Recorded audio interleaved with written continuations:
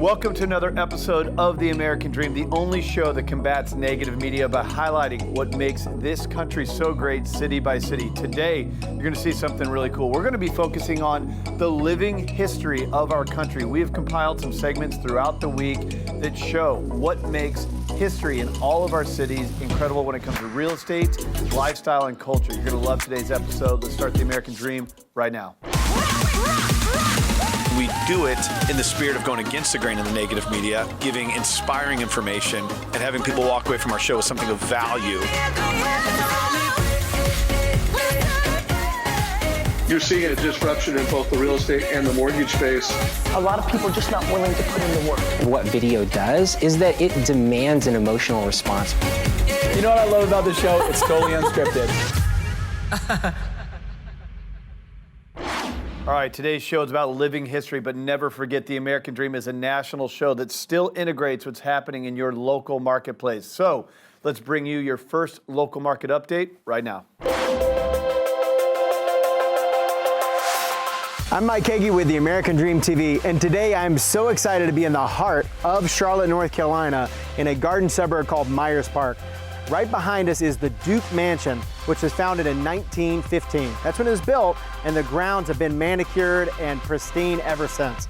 Let's go inside and take a look and get all the skinning.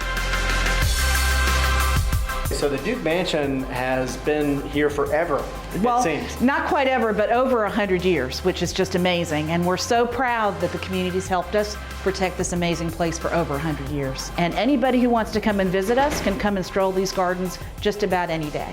Really? So it's completely accessible to the public at any time? Absolutely. Now, we have 25 weddings a year, and sometimes we'll close the grounds for the weddings. But other than that, we love for people just to come and enjoy these amazing grounds. Well, it's beautiful, and you have the Wonder Fountain right out front. We do, and actually Buck Duke, who was the most famous owner, had 4 fountains on this property, and we still have 2 of them. And one of them is the amazing fountain that was halfway down the street, and it shot water 150 feet in the air, if you can imagine. And if you've ever been to the little street off of East Boulevard called Fountain View, it's called that because you could see the top of Buck Duke's fountain from that street. Buck Duke is the most famous owner, and he is the Duke of Duke University, the Duke Endowment, and Duke Energy. We like to be busy, and we want to be busy because we want to be useful. So we want folks to be here and make memories and do important work and just celebrate. So whatever people want to do, we want to be there for them. We're going to take a little bit of a tour, guys, through the heart of Myers Park, where the Duke Mansion is located. John Nolan is originally credited for making all of this happen. This is really a cotton mill / banking town with like 20,000 people. So right now we're driving through one of the most revered neighborhoods in Charlotte, North Carolina, called Myers Park. There's so much amazing history here. John Nolan, as we mentioned, was the architect. And so believe it or not, this was literally a treeless cotton field, so it's hard to believe it was just open space, 1,000 acres. It was like his playground. The whole goal of Myers Park was a neighborhood that was designed around nature. We're heading towards a hospital system. There's 2 major hospital networks here, Atrium Health and Novant Health, and just fabulous systems. They're right here in the heart of the city, as well as a box streetcar that's pretty cool that connects almost like a mini commuter rail. One of my most favorite things about Myers Park is obviously encompassing with nature, and this is a prime example of Edge Hill Neighborhood Park, where it's got tennis courts and grilling out area, neighborhood playground, right in the middle of the city. It's one of a pocket park of many that are around the city that I absolutely love about Myers Park. One of many reasons, along with the majestic oaks. Guys, that's all we have time for today. What an amazing place at the Duke Mansion, a local nonprofit in the garden suburb of Myers Park in Charlotte, North Carolina. Special thanks to Pat Martyn, the Director of Development at the Duke Mansion, for giving us a little bit of insight and history on the grounds themselves. I'm Mike Hege with Pridemore Properties for another edition of the American Dream TV. Till next time, see you soon. All right, little history quiz for you. Do you know who Mr. Showmanship is? Came out of Vegas, Liberace, musician, actor, pianist. We went out to his home in Vegas to check out this cool story with the Batchelor and Hanna team. Let's go check it out. So today we're at the Liberace Mansion, which is a true piece of Las Vegas history. Right. We get to see this property in an exclusive look. We're going to meet with the owner who has completely restored the property. Destiny. That's what I can say. Yeah. It needed it screaming, please help me, you know. And I was fascinated by Liberace as a child, and that's the reason I play the piano today. I've been not only to bring it back to life, but I've actually been able to bring music back to the mansion as well. That's amazing. Which it really needed. And actually, Las Vegas is very lucky to have you, because when we see properties like this that are really an iconic piece of history, and I see that they've been restored, and being someone who's lived in Las Vegas the majority of my whole life, I almost get a little bit emotional about it, because we don't have a lot of history that has been done in Las Vegas. Kind of, we do everything new and better, and we tear everything down and tear make it down it new. and start over. And so to see this piece and actually have this tour today, and to see the beauty that you've restored in this property, I'm very excited for. So I just want to say thank you for that. Thank you. I appreciate that. Absolutely. Now, you see these two marble columns here, and the two marble columns just a little ahead. This is the end of one of the houses. Okay. And then the beginning of the next. there was the gap, and then there's the beginning of that one. But it was merged, and then another floor was put up as well. This became, once again, a very, very famous piece. He paid $350,000 for this in 1974, and it was in variety. $350,000 in 1974. So what's that, about $1 million today? Yeah. Now, when you took it over, how much of this was here, and how much of it wasn't here? The ceiling was hanging down. There were two sinkholes, and I had to have the floors and the drill, because there's sand underneath it. So I had to make it to concrete, hundreds of tons of concrete, and there were pylons, steel pylons with propeller-style blades on them to lift and support everything. Wow. They said at the time, the engineers, they said, had I not done what I did, the house would have collapsed in 18 months. So it would already be gone by now. Phenomenal. Oh, well, this was a direct blood descendant of Michelangelo, and his name was Stefano Angelo Thorpe. This is the closest thing you're going to come to the Vatican this summer. Yeah, and every night when you go to bed, this is what you see. It really is. And this was his bedroom. Wow. This was once his pool, where he played on the piano key Paul. And however, when this went up for sale after he died in 1988 in the famous auction in 1988, the Liberace auction, they filled in the pool and got permission to have an event centre. This is a piece of history in itself. Liberace bought this staircase from a can-can bar in Paris. Wow. Now, the reason it hit the newspapers because of the cost of the transportation. To get it across the ocean and the continent cost $75,000 because it had to be in dollars. It had to be transported in one piece. Now, this is his favorite room, the Moroccan room. The Moroccan room.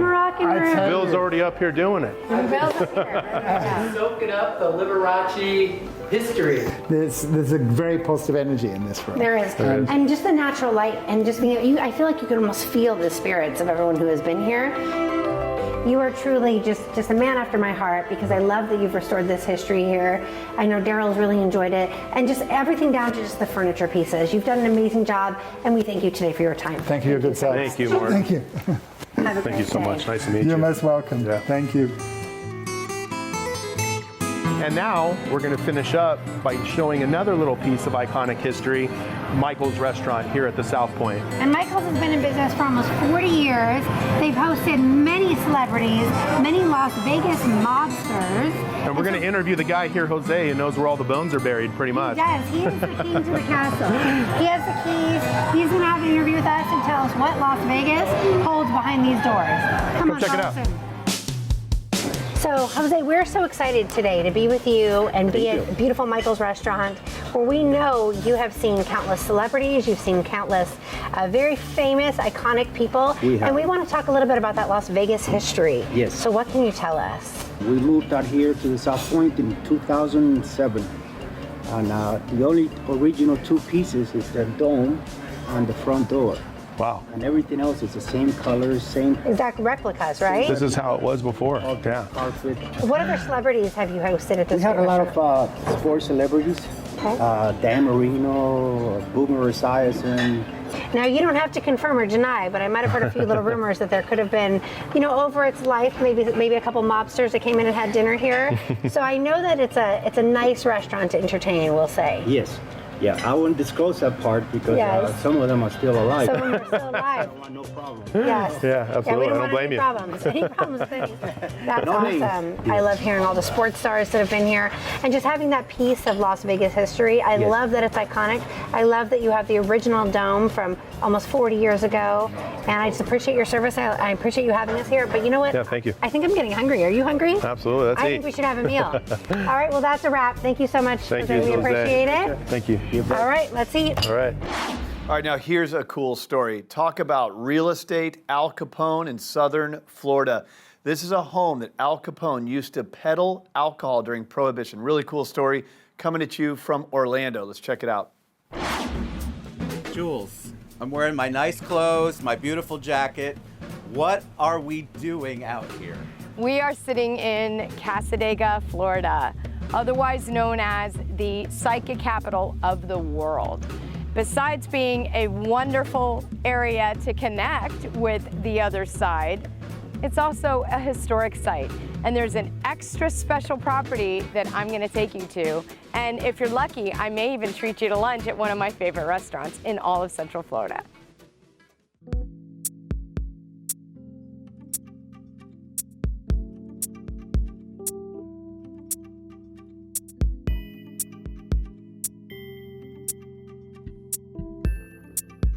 Welcome to the Pines. We're in this 1926 historic home that has certain extra special attributes besides being a beautiful property. And we're fortunate enough that my buddy Teresa, who happens to have this listing, is gonna give us some more details as we go through an extra special tour of this property. Hey Teresa, good to see you. Hey there, thank you so much for showcasing our home. This home was built in 1926, as you referenced. It's a beautiful two-story home that has beautiful original heart pine wood floors and beautiful craftsman French doors surrounding this ballroom.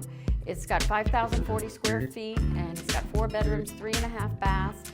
It's got a pool house next door that's not attached to the home because we wanted to maintain the integrity of this beautiful home.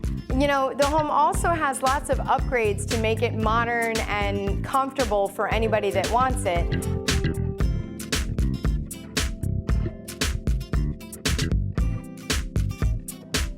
So as the legend goes, Al Capone may have spent time doing some of his naughty little things with bootlegging. If he had stayed in this home, then it's possible that when they went up into the attic, that there's a really cool spot where you get a good sense of what's coming and going around the property. I just think it's just cool to be up there. And you can store anything you need. It's got complete flooring, and it's actually pretty cool, as in temperate.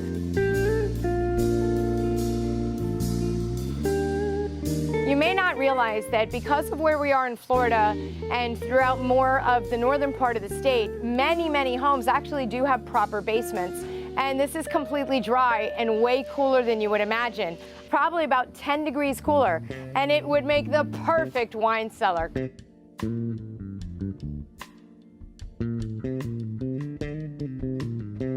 So if you or someone you know would love to own a piece of history right outside of Orlando and just a few minutes from Daytona Beach, give us a call and we'd be happy to bring you to this home. Right now they're asking $665,000 for just under an acre of history.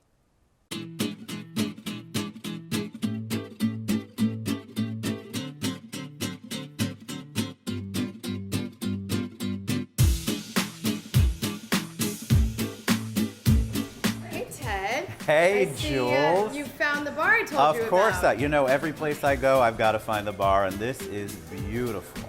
So what do you think of this little hamlet of I Cassadaga and Lake Helen? absolutely love it. So what's great about this is you drive into the city, and it's comfortable. You're serene. And I haven't been here since high school or college. I was telling someone that earlier.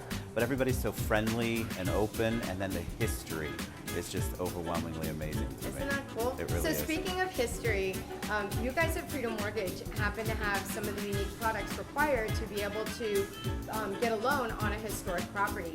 Can you tell us a little bit about what our viewers need to know? Yeah, it's not as scary as people make it out to be. The biggest obstacle, I think, is the comps, which are the comparables, which try to find a house that is the same age or designated as a historic home. It can be hard to find that around your neighborhood. So the comps, trying to find the value really is the biggest challenge. Things like insurance used to be a big deal to try to get that, but companies have come around and there's a lot of insurers that will insure more historic homes, like the beautiful home, the Pines that you were in. And then, so when it comes to finding the loan product for a property like that, it's pretty much standard, like a traditional conventional loan is no problem. Correct. It's really standard. So I want to encourage anybody who's watching, don't be afraid of it. You can get the loan just as you would qualify for any other traditional loan. We just have to do a few extra steps, but we know how to do that. So if you haven't seen that house, you definitely want to go visit it. Oh, thanks so much. So if you think you might be interested in talking to Ted about getting a loan to buy the Pines, reach out to us. We're happy to help. Please do. Thanks for having me. All right, having fun with today's history show, but don't forget, the American Dream is a show centered around real estate and lifestyle in your own backyard. So let's go to our next local segment so you see what's happening in your city.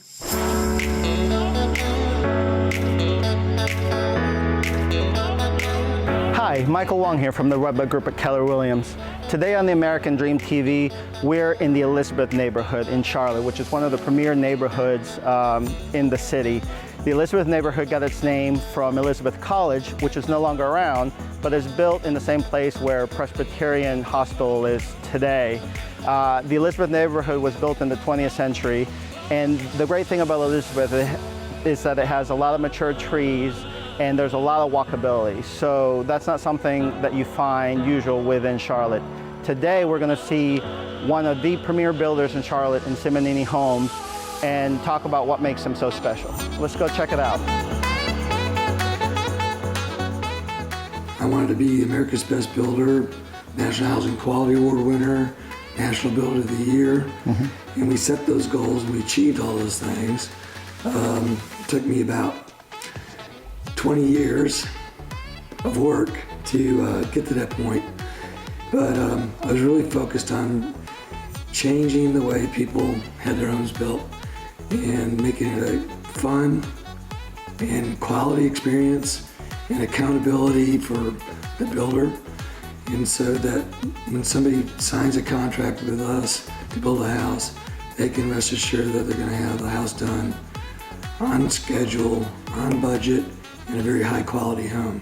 And that's one of those things that, as a real estate agent, going through a recent transaction with you guys, it's absolutely been seamless. You guys say what you say you're going to do, and you do it, and the product is great, and we're going to have a very smooth close. So I really appreciate that. Unlike any other place that people live, this is a real community where you see the people that you are working with in the community, in your neighborhood, in your church, at the YMCA, and everybody's connected.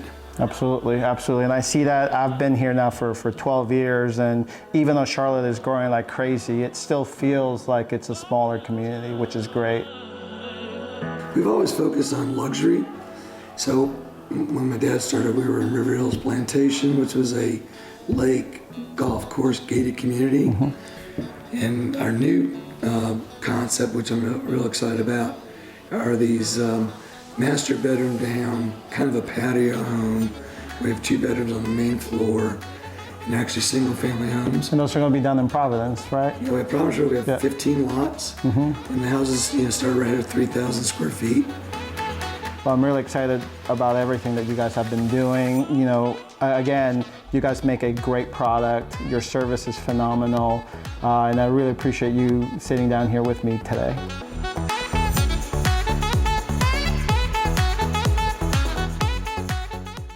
All right, more of the history show. Now, this one's really cool. We're coming to you from Seattle, where we go to the tallest hill and show off this amazing home that was also lived in by the guy who built the tallest building. Let's go check this out in Seattle.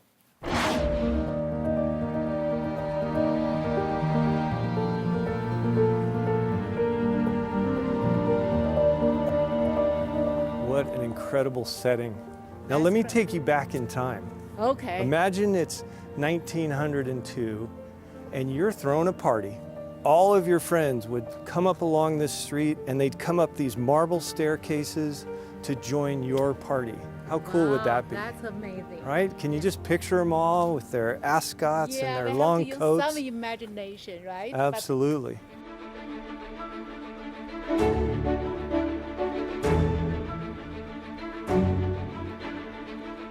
Welcome to the grand entry. Wow. Look at this house.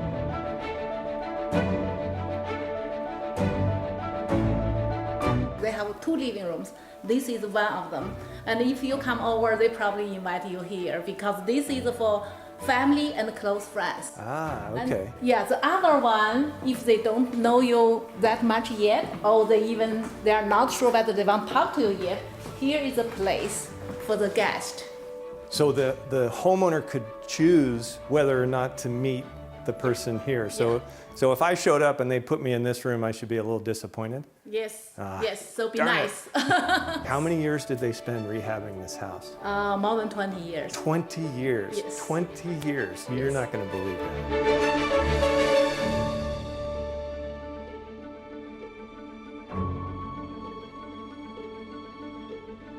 You know, one of the things I was reading that your client had told us is he actually told the carpenter, I don't like sagging bookshelves because you all know when you put a lot of books on a shelf, it tends to bow. Yeah.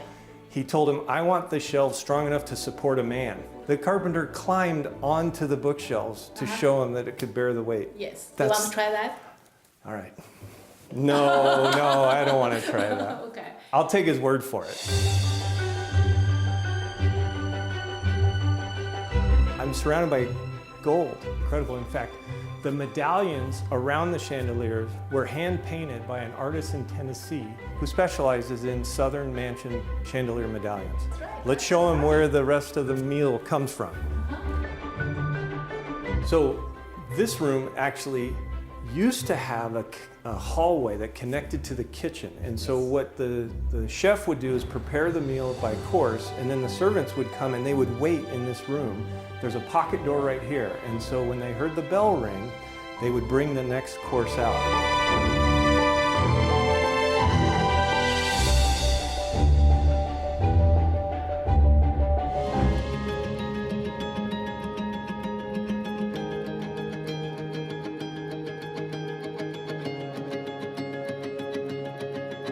This is one of 2 master suites, but this is a huge one. It's not just huge, it's also when you live here, you have that royal family feeling because when you stay in the bed, you can see Space Needle, and also as lady, you can check out who is coming. That's right, that's right. The lady of the house would come to this railing right here and be able to look down onto the foyer and see who was coming into the home. You know, they'd funnel one of them off into the lower class living room or funnel them over to the higher class, but she could decide whether or not she wanted to greet them, right? That's right.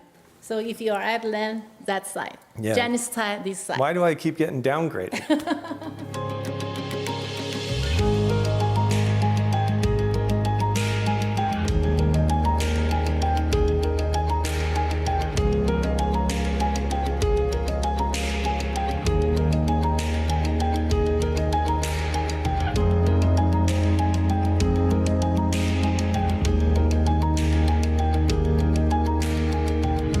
What master suite is complete without its own kitchen?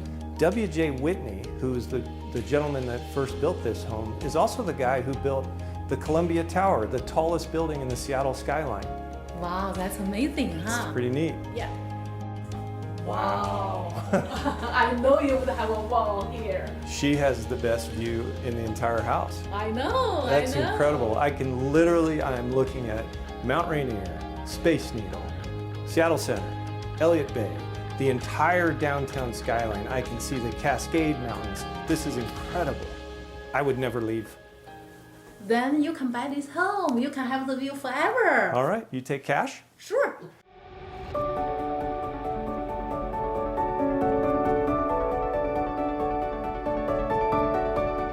What we're sitting on right now is an outcropping of the house. This home was built on a promontory, actually a big rock. And because of that, it was allowed to be built about 12 feet forward of the houses on either side. So those houses have great views. Our house has 210 degrees of great views that go from the Olympics through Elliott Bay, downtown, all the way over to the Cascades, and all unobstructed. It is incredible.